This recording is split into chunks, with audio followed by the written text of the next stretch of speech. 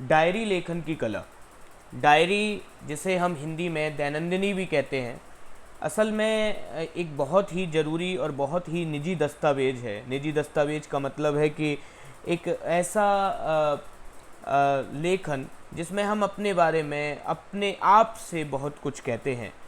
और जैसा कि गैल हैमिल्टन ने कहा है कि किताब के दो आवरण पृष्ठों के बीच लेखक जो डालता है वो लोक की संपदा है, जो कुछ वो नहीं डालता वह निजी संपदा है। इसका मतलब है कि किताब के दो आवरण पृष्ठों के बीच में, यानी जो कुछ भी किताब के भीतर एक लेखक लिखता है वो सब लोक की संपदा है। लोक से मतलब समाज की संपदा है। लेकिन जो कुछ भी वो उसमें नहीं लिख पाता वो खुद उसकी संपदा यानी उसकी अपनी संपत्ति है। और निजी संपदा से मतलब अपनी संपत्ति है। और यही वो चीज़ है जो वो सिर्फ़ और सिर्फ लिख सकता है तो अपनी डायरी में। क्योंकि डायरी में हम खुद से वो बातें भी कह सकते हैं जो शायद हम अपने सबसे घनिष्ठ मित्र से भी नहीं कह सकते। इसीलिए तो डायरी को हमारा सबसे शानदार और सबसे करीबी मित्र बताया भी गया है। आइए आगे देखते हैं डायरी है क्या। डायरी, जैसा कि यहाँ चित्र में हम सब देख ही रहे हैं और हम सब ने इसको देखा है कभी ना कभी। डायरी असल में एक मोटे जिल्द की नोटबुक है। साल के 365 दिनों के लिए इस पर पेज होता है और हर पेज पर एक तारीख होती है और वहाँ हर पेज पर लिखने के लिए जगह होती है। सामान्य तौर पर इस जगह पर हम अपने क्रियाकलाप, आने वाले समय के कार्यक्रम, अपनी निजी बातें, अनुभव और विचार लिखते हैं।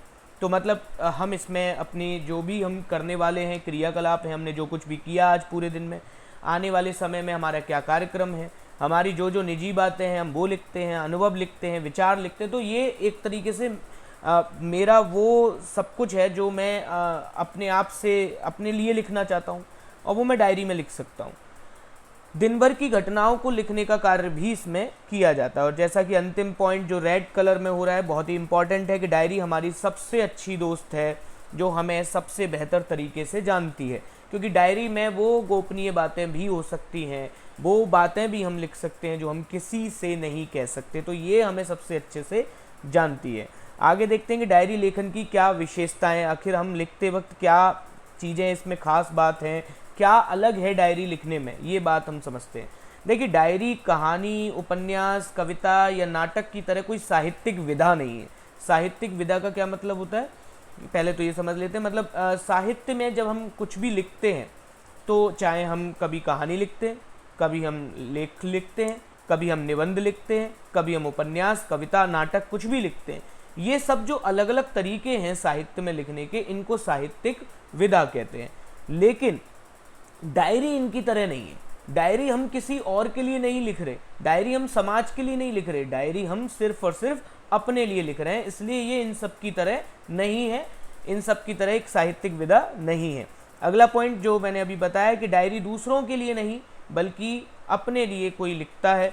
ये सामान्यतः सार्वजनिक करने के लिए नहीं लिखी जाती। सार्वजनिक मतलब समाज को सौंपने के लिए या सबके सामने प्रस्तुत करने के लिए नहीं लिखी जाती। हालांकि कई बार ऐसा होता है कि सामाजिक सांस्कृतिक दृष्टि से उन्हें सार्वजनिक कर दिया जाता है। जैसे हो सकता है कि किसी प्रसिद्ध व्यक्ति की कोई डायरी हो जो उस समय उसने सिर्फ अपने लिए लिखी हो, लेकिन उसकी मृत्यु के बाद उसका सामाजिक महत्व, उसका सांस्कृतिक महत्व इतना ज़्यादा है तो वो समाज के लिए प्रस्तुत कर दी जाती है, क्योंकि उससे बहुत कुछ सीखने को मिलता है, उस व्यक्ति के बारे में मिलता है और हो सकता है उस समय के समाज के बारे में भी उससे जानकारी मिलती हो। अगला बिंदु जो बहुत इंपॉर्टेंट है कि डायरी आत्म साक्षात्कार है, जिसमें हम खुद की बातों को खुद से ही कह डालते हैं। आत्म साक्षात्कार, साक्षात्कार में हम दूसरे को जानते हैं, लेकिन आत्म साक्षात्कार में हम स्वयं को जानते हैं। तो डायरी एक तरीके से स्वयं को जानने का भी एक तरीका है। डायरी में व्यक्ति अपने अनुभव लिखता है, खास पलों को लिखता है, यात्राओं का जिक्र भी कई बार कर सकता है। तो इसमें वो अपने जीवन से जुड़ी हुई घटनाओं को दिखाता है। अब अगला जो हमारा टॉपिक है वो है कि डायरी लेखन से हमें सावधानियां, आखिर उस दौरान हमें क्या चीज़ें ध्यान रखनी चाहिए डायरी लिखते वक्त। तो पहली बात, पुराने साल की डायरी में लिखने से, तिथि डालकर लिखने से व्यक्ति समय के दबाव से बच जाता है। देखिए क्या होता है कि जब मैं आज की डायरी में लिख रहा हूँ, इसी साल की डायरी में लिख रहा हूँ, तो मेरे सामने एक सबसे बड़ी दुविधा ये होती है कि आज की घटना मुझे आज शाम को लिखनी ही लिखनी है। और तब मेरे ऊपर एक दबाव होता है समय का कि आज मैंने नहीं लिखा, मैं छूट गया। लेकिन यदि मैं पुरानी डायरी उठा लूँ तो उसमें तो पुरानी डेट डली होंगी हर पेज पर, तो मैं ये कर सकता हूँ कि भाई ठीक है कोई बात नहीं, अब मैं आराम से लिखूँगा और मैं उस पर केवल तिथि डालता जाऊँ जिस घटना को मैं दर्ज करा रहा हूँ या जिस दिन के हिसाब से मैं लिख रहा हूँ। दूसरा, डायरी लेखन में व्यक्ति को बाहरी दबाव से दूर रहना चाहिए।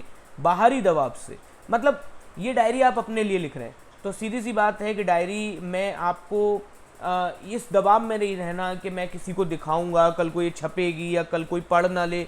तो ऐसी स्थिति में क्या होता है, जब हम दूसरे के हिसाब से लिखते हैं तो हम उसमें बहुत सोच समझ के लिखते हैं, लेकिन जब हमारे ऊपर कोई बाहरी दबाव ही नहीं है तो फिर हम इसे बहुत आसानी से लिख सकते हैं। इसीलिए तीसरा पॉइंट आप देखिए कि निजी शैली में एकदम बेबाकपन से लिखा जाना चाहिए। एकदम बेबाकपन मतलब पूरी बोल्डनेस के साथ, इसमें जो भी आपके मन में आ रहा है एकदम लिख देना चाहिए। और चौथी बात यह है कि चूंकि आप अपने लिए लिख रहे हैं, आप इसमें पूरी तरह से वैसे लिख रहे हैं जैसा आप चाहते हैं, तो उस वक्त आपको भाषाई सौंदर्य और उसकी मानकता माने स्टैंडर्ड, तो स्टैंडर्ड लैंग्वेज का आपको इसमें ध्यान उतना नहीं रखना चाहिए, क्योंकि ये कोई कहानी नहीं है, ये कोई हम पहले भी पढ़ा है कि ये कोई साहित्यिक विधा नहीं है, ये कोई कहानी नहीं है, ये कोई नाटक नहीं है, ये कोई उपन्यास नहीं है। तो आपको इसमें भाषाई सौंदर्य को बनाए रखने की ज़रूरत नहीं है, जैसे कि एक लेखक को कविता में होती है, कहानी में होती है, उपन्यास में होती है। ना ही इसमें आपको अपनी भाषा को बहुत ज़्यादा मानक बनाने की यानी कि स्टैंडर्ड बनाने की ज़रूरत है। यदि आप ऐसा करेंगे तो आप स्वाभाविक स्तर पर इसे नहीं लिख पाएंगे, नेचुरली इसको नहीं लिख पाएंगे। फिर डायरी लेखन इस भाव से होना चाहिए कि वो आपके मन का आईना हो। तो जैसे आईने में हम अपने आप को एकदम स्पष्ट देख लेते हैं, वैसे ही मेरे मन का आईना मेरी डायरी हो, जिससे कि जब मैं डायरी को पढूं तो मैं अपने आप को ज़्यादा अच्छे से समझ पाऊँ। कुछ नामी डायरियाँ जो पूरी दुनिया में बहुत प्रसिद्ध हुई हैं उनको जान लेते हैं, जो कि बहुत ज़रूरी है। हम सभी ने एन फ्रैंक का नाम सुना है। एन फ्रैंक 1942 से 1944 के दौरान हिटलर के से बचने के लिए एक कमरे में इनका पूरा परिवार बंद था, और उस दौरान इस 13 साल की लड़की ने एक बहुत शानदार डायरी लिखी जिसका नाम था diary of a young girl. हालांकि ये बच्ची ये एन फ्रैंक नहीं बच पाई, बाद में हिटलर का शिकार हो गई, लेकिन उनकी डायरी जब दुनिया के सामने आई तो दुनिया ने देखा कि 13 साल की इस बच्ची के भीतर कितनी परिपक्वता, कितनी मैच्योरिटी है। तो इसीलिए ये अब तक की सबसे ज़्यादा बिकने वाली डायरी, सबसे ज़्यादा छपने वाली और सबसे ज़्यादा प्रसिद्ध डायरी। देखिए मैं फिर बता दूं, यूँ तो डायरी निजी दस्तावेज है, अपने लिए लिखी जाती है, लेकिन कभी कभी कुछ डायरियाँ जैसा कि हमने ऊपर पढ़ा कि जिनका महत्व तो बहुत ज़्यादा हो जाता है, उनको दुनिया के सामने भी लाया जा सकता है। जिनका सामाजिक सांस्कृतिक महत्व बहुत ज़्यादा होता है तो उनको सार्वजनिक भी किया जा सकता है। इसी तरह मोहन राकेश जो कि हिंदी के एक बहुत बड़े लेखक हैं, और रमेश चंद्र शाह की डायरी भी छापी गई हैं, उनको भी दुनिया के सामने लाया गया है। इसके अलावा गजानन माधव मुक्तिबोध जो कि हिंदी के एक बहुत प्रसिद्ध कवि हैं, उनकी एक बहुत प्रसिद्ध डायरी के नाम से, एक साहित्यिक की डायरी के नाम से उनकी डायरी छपी है। और कुछ यात्रा वृत्तांत, यानी जब कोई व्यक्ति घूमने जाता है तो वहाँ के बारे में जो कुछ भी अपनी डायरी में लिखता है उसे यात्रा का वृत्तांत यानी कि यात्रा की कहानी कहते हैं। और इसमें कुछ प्रसिद्ध हैं जैसे कि पैरों में पंख बांधकर राम वृक्ष बैनीपुरी की, और रूस में 25 मास राहुल सांक्रात्यायन की। राहुल जी के बारे में हमको एक बात जान लेनी चाहिए कि इनकी रूस यात्रा बहुत फेमस है, तो इनकी रूस से जुड़े हुए यात्रा वृत्तांत या डायरी शैली में जो कुछ भी इन्होंने लिखा है वो बहुत ज़्यादा प्रसिद्ध हुआ है, जैसा कि यहाँ पर एक नाम दिया गया है रूस में 25 मास। इसके अलावा राम वृक्ष बैनीपुरी की, पैरों में पंख बांधकर। तो ये कुछ डायरियाँ हैं जिनके नाम हमें याद रख लेने हैं। हमने इस पूरे टॉपिक में डायरी के बारे में जाना, डायरी की विशेषताओं के बारे में जाना, डायरी लिखते हुए क्या क्या सावधानी बरतनी चाहिए वो जाना, और कुछ नामी डायरियों के नाम जाने।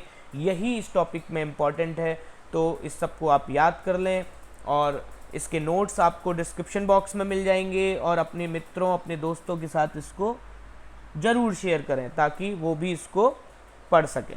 धन्यवाद।